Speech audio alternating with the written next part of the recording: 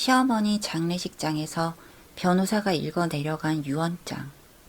그 순간 30년 동안 저를 며느리라고 학대했던 모든 이유가 밝혀졌습니다.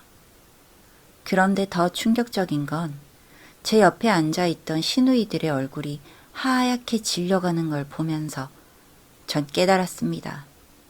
이 모든 게 계획된 것이었다는 걸요. 1994년 25의 나이에 저는 지금의 남편을 만나 결혼했습니다. 남편은 삼형제 중 막내였고 시어머니는 강남의 빌딩을 2채나 가진 부잣집 어른이셨죠. 결혼 전까지만 해도 시어머니는 저를 예뻐하시는 것처럼 보였습니다. 우리 며느리 참 이쁘고 착하네 하시며 손을 꼭 잡아주시기까지 하셨으니까요. 하지만 결혼식이 끝나고 첫날 밤을 보낸 다음 날부터 시어머니의 태도는 180도 달라졌습니다. 너 친정이 어디라고 했지? 아, 그래. 시골 농사 짓는 집이라며? 첫 아침 밥상을 차리는데 시어머니가 부엌으로 들어오시더니 던진 첫 마디였습니다. 저는 깜짝 놀라 수저를 놓을 뻔했죠. 결혼 전까지 제 친정에 대해 그런 식으로 말씀하신 적이 한 번도 없었거든요. 시골 출신 주제에 빌딩집 며느리 된 거 평생 감사하게 생각해. 알았어? 시어머니의 차갑고 날선 목소리에 저는 그저 고개만 끄덕일 수밖에 없었습니다.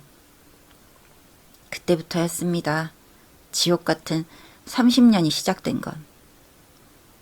첫 해에는 매일같이 시어머니 방 청소를 했습니다.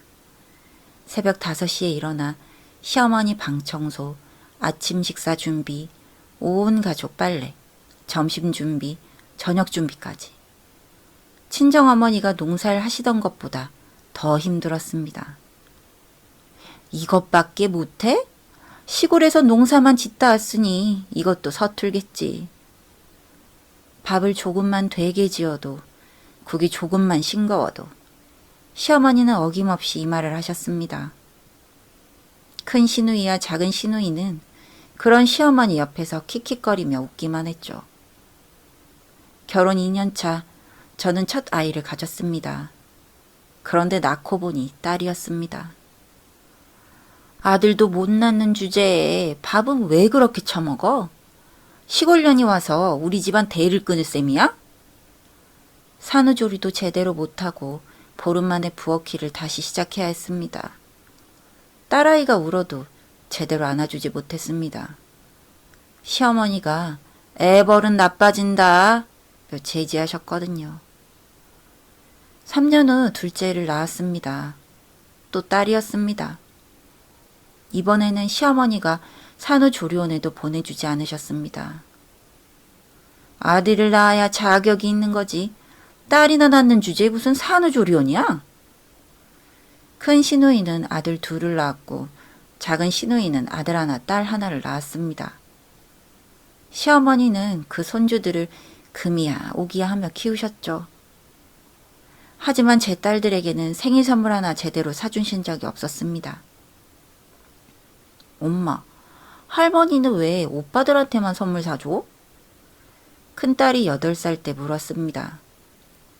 저는 대답할 수가 없었습니다. 어떻게 설명해야 할까요? 너희 할머니는 너희를 사랑하지 않는다고? 너희가 여자라서 할머니 눈에는 존재하지 않는 거라고? 남편은 어땠냐고요? 남편은 더 가관이었습니다. 엄마가 원래 좀 그러셔. 좀 참아. 우리 엄마 성격 네가 더 잘 알잖아. 시어머니가 저를 모욕해도 시누이들이 절 무시해도 남편은 늘 이 말뿐이었습니다. 심지어 한 번은 제가 시어머니께 대들었다고 절 때린 적도 있습니다. 시골 출신 주제에 감히 우리 어머니한테 대들어? 네가 누구 덕분에 이 집에서 사는데? 그날 밤 저는 딸들을 안고 몽둥아 울었습니다. 왜 이렇게 사는 건지, 도대체 제가 뭘 잘못한 건지 알 수가 없었습니다. 세월이 흘러 큰딸이 대학에 갈 나이가 됐습니다. 큰 시누이 아들, 작은 시누이 아들은 모두 시어머니가 학비를 대주셨습니다. 심지어 유학까지 보내주셨죠. 하지만 제 딸은 달랐습니다.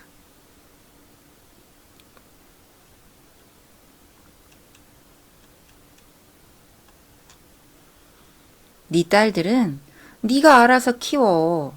나는 아들 손주들만 챙기면 돼. 저는 밤에 몰래 식당에서 설거지 아르바이트를 했습니다. 낮에는 시어머니 수발을 들고 밤에는 딸 학비를 벌었습니다. 남편은 그런 저를 보고도 아무 말도 하지 않았습니다. 그렇게 30년이 흘렀습니다. 어느 날 시어머니가 쓰러지셨습니다. 병원에서는 시한부 6개월 판정을 받으셨죠. 시누이들은 그제야 부랴부랴 병원에 나타났습니다. 하지만 정작 간병은 저만 했습니다. 당신이 며느리잖아. 시어머니 간병은 며느리가 하는 거지. 큰 시누이가 태연하게 말했습니다. 작은 시누이도 고개를 끄덕였죠. 6개월간 저는 병원에서 시어머니를 간호했습니다. 대소변을 받아내고 식사를 챙기고 밤낮으로 시어머니 곁을 지켰습니다. 시어머니는 그런 저를 보며 이상한 눈빛으로 쳐다봤습니다. 무슨 말을 하시려다가 마시는 것 같기도 했죠. 당신 참 기특하네. 시어머니가 임종 전날 밤 제 손을 잡으며 하신 말씀이셨습니다. 저는 그 말이 무슨 뜻인지 이해할 수 없었습니다. 30년간 저를 학대하시던 분이 마지막에 왜 갑자기 이런 말씀을 하시는 건지. 시어머니가 돌아가셨습니다. 장례식장은 조문객들로 붐볐습니다. 큰 시누이와 작은 시누이는 상주 행세를 하며 눈물을 흘렸죠. 저는 구석에서 조용히 조문객들을 맞이했습니다. 장례식 이틀째 되던 날 시어머니가 생전에 거래하시던 변호사가 찾아왔습니다. 유언장을 공개하겠습니다. 유족 여러분 모두 자리에 앉아주시기 바랍니다. 큰 시누이와 작은 시누이는 기대에 찬 얼굴로 앞자리에 앉았습니다. 남편도 긴장한 표정이었죠. 저는 맨 뒷자리에 앉았습니다. 어차피 저와는 상관없는 일이라고 생각했거든요. 변호사가 유언장을 펼쳤습니다. 고인께서는 생전에 강남 빌딩 2채, 아파트 3채, 예금 50억 원을 보유하고 계셨습니다. 시누이들의 눈이 반짝였습니다. 이 모든 재산을. 변호사가 잠시 뜸을 들이더니 저를 똑바로 쳐다봤습니다.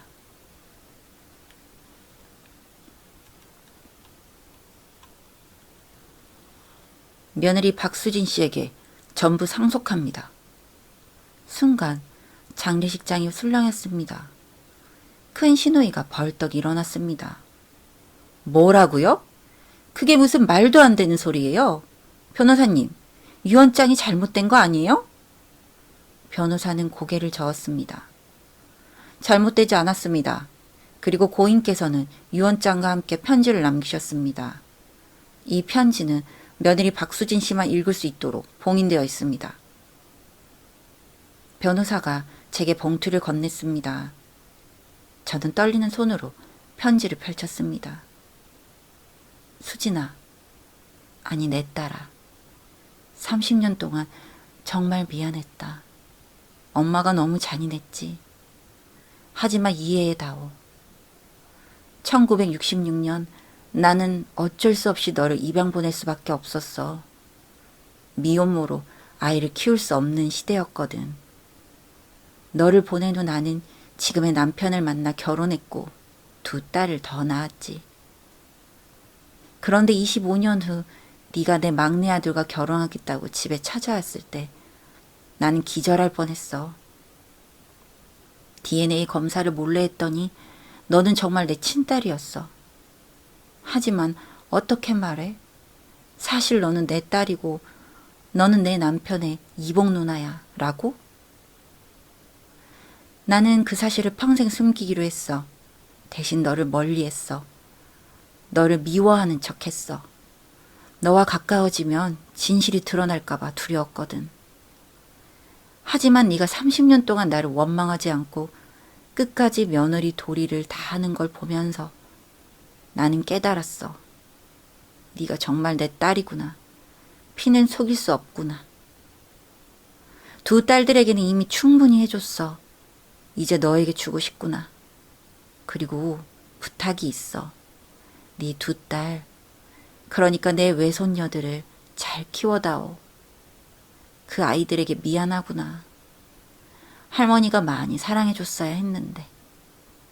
사랑한다, 내 딸아. 편지를 읽는 동안 눈물이 멈추지 않았습니다. 큰 시누이와 작은 시누이는 편지를 빼앗으려고 달라들었지만 변호사가 제지했습니다. 이건 법적으로 보호되는 유언입니다. 이의를 제기하실 수 있지만 고인께서는 모든 법적 절차를 완벽하게 준비하셨습니다. 그날 이후 저는 시댁과 완전히 연을 끊었습니다.